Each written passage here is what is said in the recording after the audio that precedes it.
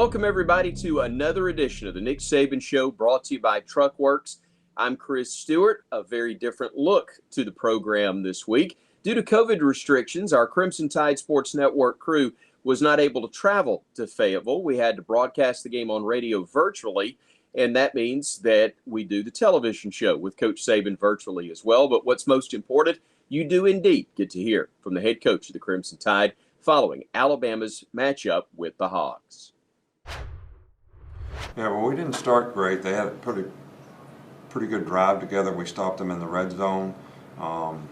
We struggled to run against it. We had to make some adjustments early on, find out how they were playing us, because last week against Missouri they played completely different than what they played today, but they had played this way earlier in the year. So, but I think after that first, I think we gave up like 76 yards or something early in the game, and then we went for a good little stretch where they didn't make a first down, and I think we started getting some momentum on offense and moving the ball and scoring touchdowns. So punt return was big at the beginning of the game. So I'm really proud of our team for the way they played today. This was a tough situation for us, and I think one of the motivating factors was to, win 10 SEC games in a season, in a regular season, which had never been done before. It's kind of historic for them, and that was one of the motivating factors for us. And obviously we wanted to play to a standard. I think we got started a little slow in the game, but as the game went on, we played better and better on defense and controlled the tempo of the game on offense, kept the ball away from them so they couldn't go fast. Did a pretty good job early in the game of getting off the field on third down, which was really important. So all in all, I was really pleased. We got to play a lot of players today. Would have played more, was ready to put some more guys in, and a guy ran 75 yards for a touchdown. So, but I'm really proud, and I want everybody to enjoy what's been accomplished to this point. But obviously, the focus has to be on what we need to do next week to have a chance to compete well against a very good Florida team. From Reynolds Razorback Stadium, let's take a look at the first half highlights.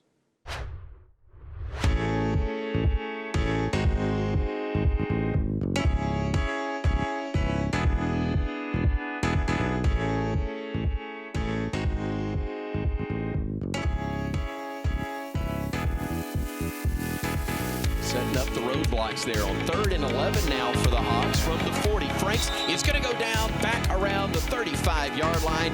The first sack of the night for the Crimson Tide. Christian Barmore getting credit for that one. It will be his 5th sack of the year, his 5th for Barmore in the Tide. Coming from the right hash, it will be a try of better than 40 yards. This one has plenty of leg. It's up, it splits the uprights, and it is good. And Alabama takes the lead after a 46-yard try officially from Will Riker. Working back from the original line of scrimmage, which is the 8. Franks from the pistol again with a man behind him in Smith. They will hand it off to him. He'll roll. Check that. Play action. Frank still has it, and he's going to be tripped up and goes down. Good coverage by Will Anderson, who got him by the shoelaces and brings him down for a loss of about a yard. It'll be 3rd and goal from the 9. Matthew Phillips is the man who's coming on to try the field goal from 26 yards out. Snap, spot, kick, all 3 are good. Reed Bauer on to punt for the Hogs, and it was almost blocked, but he gets it away as Devontae Smith will look at this one. He'll make the grab at the 17. He'll cut it back across midfield. Across the midfield stripe, it's a foot race, and I'll always put my money on him. Devontae Smith to the house. Touchdown, Alabama. 84 yards on the punt return for Devontae Smith, and the Tide leads it 9-3.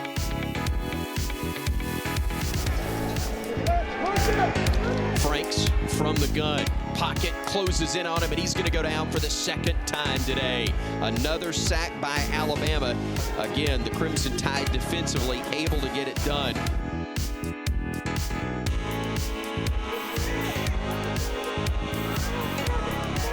Also Byron Young there, and this time it's Will Anderson. Jefferson right up the gut, brings him down. Frank slow to get up as the Tide gets sacks on back-to-back plays, setting up now 4th down for the Hogs. Bama with 3 sacks on the day. Jumbo package, eye set behind Jones, hands it off to Najee. Arkansas, no chance. He walks in. Touchdown, Alabama. The Crimson Tide extends its lead. As the Hogs operate from their 25, single set back to the left to Franks. From the shotgun, play action. He will look to his left. Wanted to throw, knocked away by Allen. Alabama trying to pick it up, and they do. Crimson Tide football at the Arkansas 6. Falling on the football was DJ Dale. Working from the pistol to the left of Mac Jones. Harris straight up the gut. Another Alabama touchdown. Najee Harris finding the end zone, and the Crimson Tide making now a 23-3 lead. Handoff, Robinson bounces left side, pushes forward and in. Touchdown, Alabama, with 6:43 to go in quarter number 2, and it is already a 29-3 Crimson Tide lead. Brian Robinson still the running back in the ball game. He is lined up behind Jones, who's in the pistol formation. They'll bring Devontae in motion. They'll hand it off to Brian. Cuts right, cuts back left, stretches, gets to the goal line, waiting on the signal. There it is. Touchdown, Alabama. Brian Robinson. A 4-yard score running behind the blocking of Jaleel Billingsley, the tight end, and the Tide leads it now 37-3.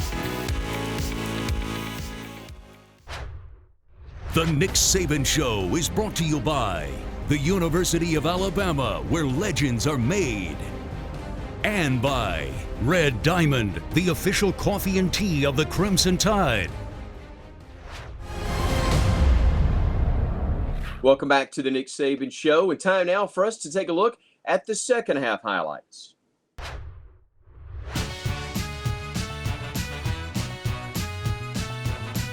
38-3, Bama ball, 1st and goal from the 4.5-yard line. Single setback, Robinson, the handoff to him. Brian stretches forward, pushes forward into the end zone. Touchdown, Alabama, and the Tide adds to its lead. It is 30-10 because the Tide did decline the penalty. The snap to Jefferson, and guess what? Pressure coming, he goes down once again. A great job for the 6th sack of the game by the Bama defense. Christian Barmore is having himself a day, JP.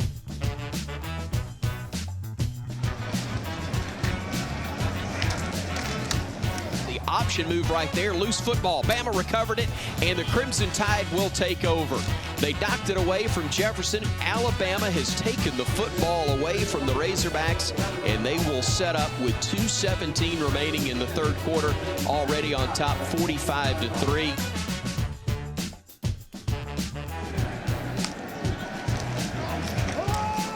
Handoff going to Williams, trying to bounce it to the outside. He bounced it on the ground. Bama turns it over. Recovered coming out of the pile will be Fouché, and the Hogs will get their 2nd takeaway of the day. This one, though, I think is going to stick. Razorback football, 3rd and 2, operating from the 42-yard line. Franks will roll the pocket to his right. Stops, looks, pressure coming, he goes down again. 7th sack of the day by the Crimson Tide from a linebacker coming up in Shane Lee. Hogs 3 of 11 on 3rd downs. They've got a 3rd and 2 upcoming right here. Shotgun snap, handoff, and pushing near the 1st down mark, and then losing the football is Arkansas's Traylon Smith. He had the 1st down, but as he tried to stretch for more yardage, the ball squirted right out of his hands and into those of Jalen Moody. Bama records another takeaway, and the Crimson Tide does the job again. The quarterback, Franks, who will move a man in motion to the left. That'll be Burks. They'll throw a lateral to him. It is going to be a double pass, partner, and he's got a man down there, but it's going to be picked off. Brian Branch with the pick, and Alabama, its 4th takeaway of the day, and the defense, again, does not allow a touchdown.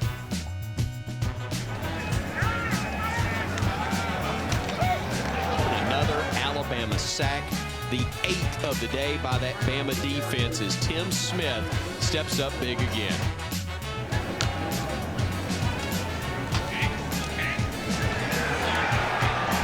And runs left side, foot race again. Bama will win it. McClellan, 15, 10, 5, touchdown Alabama! Exclamation point as Alabama takes it left side. Jace McClellan goes 80 yards, and Bama half 100 again on the scoreboard. That's right.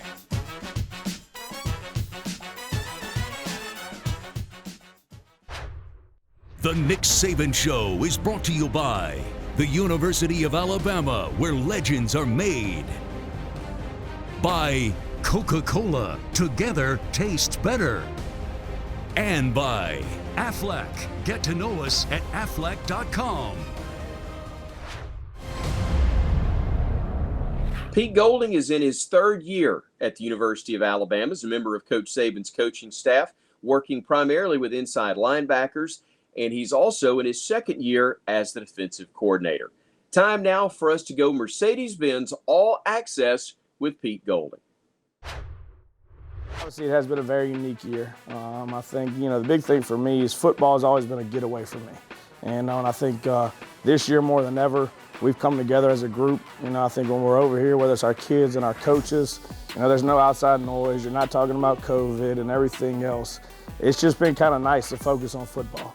And I think that's one thing that Coach Saban's done a really good job with our players is, look, there's a lot of things going on, but when we're here, be where your feet are. I think the biggest improvement has come from communication. I think obviously this has been a unique year with an off season and a summer a little different than it's been. So I think earlier in the season, we still had some younger players playing with some inexperience. I think obviously communication in this system and versus the offenses that you see these days with the multiple formations and shifts and motions. I think getting all 11 on the same page consistently has definitely improved. And I also think, confidence. I think a lot of guys are playing with more confidence. I think that comes through preparation. I think they've learned how to prepare the right way throughout the week. I think their practice habits have improved and playing at the speed that they need to play at on Saturday throughout the week. So when Saturday comes, they've already played it and they played the game. And I think that's probably been the biggest improvement for me, from them is from a preparation standpoint, understanding what we're asking them to do, number one, but B, understanding what the offense is doing. And based on formations and back sets and receiver locations, having an anticipation of what's coming. And I think that comes with experience. I think our guys have done a really good job with that lately. Having a guy like Dylan, having experience, having been in the system, having played in SEC games, having played in big games, having younger guys around him, that look up to him. So when he makes the call, they listen. Christian has really developed from year 1 to year 2, I think. Obviously, he came in, we asked him to play a new position. He was a high school defensive back and receiver and return man. So I think anytime you're going from the outside and now you get behind the box and you have to read and diagnose plays, I think that's tough to ask anybody to do. And normally you ask a running back to do that he sees the same thing when he's running the football. So I think, last year, obviously, he has ups and downs. Played well for us, but I think his consistency and his run fit, his gap integrity, and being able to fit the plays on gap schemes and sliders. And then I've been really impressed with him finishing on the ball carrier.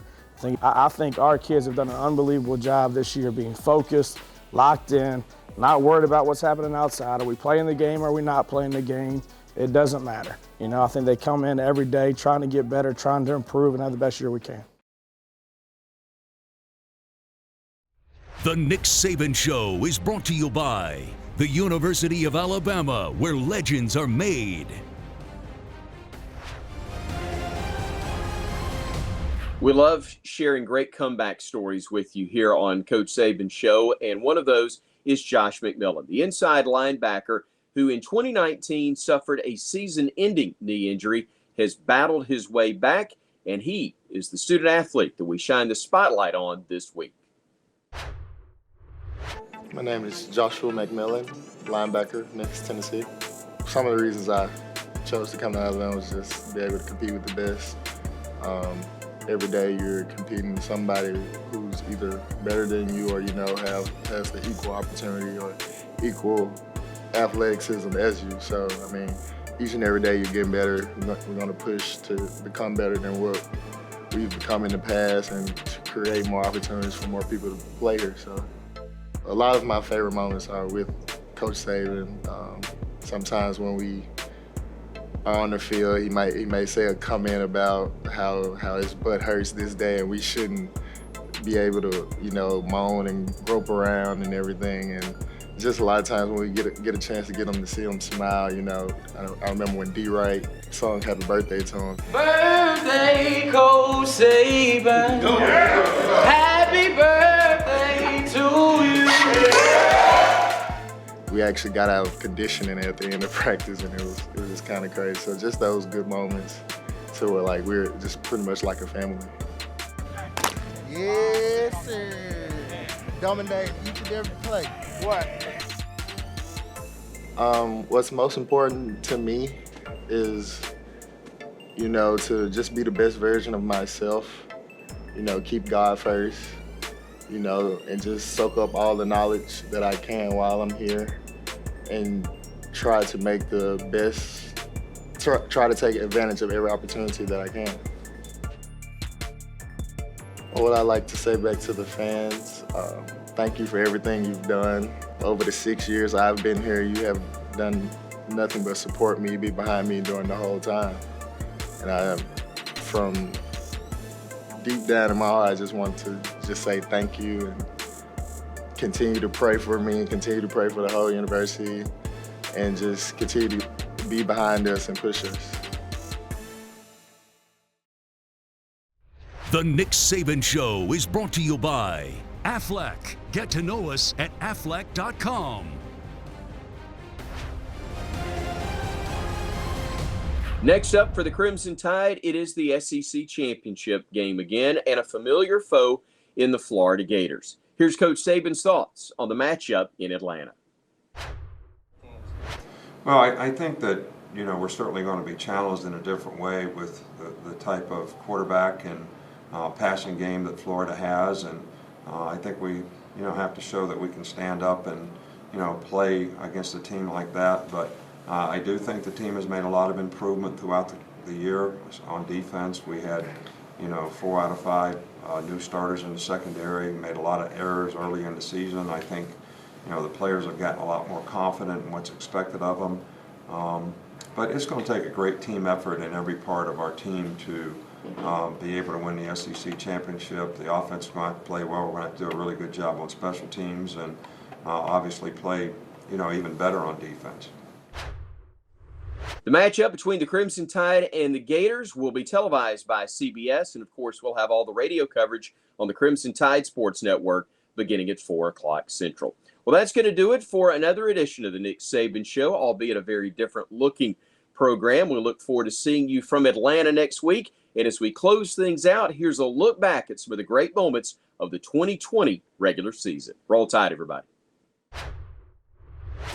Alabama on the road in Columbia, Missouri to take on the Missouri Tigers. Well protected again. Jones waddles, gets behind the defenders for another touchdown. He'll haul it in. Touchdown, Alabama. He's got it behind the defense. 20, 15, 10, 5. Touchdown, Alabama, 78 yards. Play action fake, looking for Waddle. He's behind the defense. He goes to the 5-yard line and he makes the grab. Devontae goes in motion. Here's the jet sweep. Nice blocking Forrestall. Devontae's going to walk it in. Touchdown, Alabama. Bennett, deep middle. Ricocheted and intercepted. Malachi Moore coming back the other way. Jeez, that is some grace. And now Bama quickly to the line of scrimmage. Touchdown, Alabama. Mac Jones, the rushing touchdown.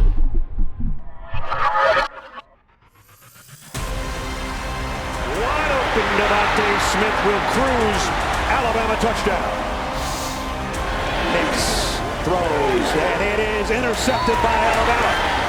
Malachi Moore. Handoff, Najee goes right, goes left, goes right, goes left, goes into the end zone.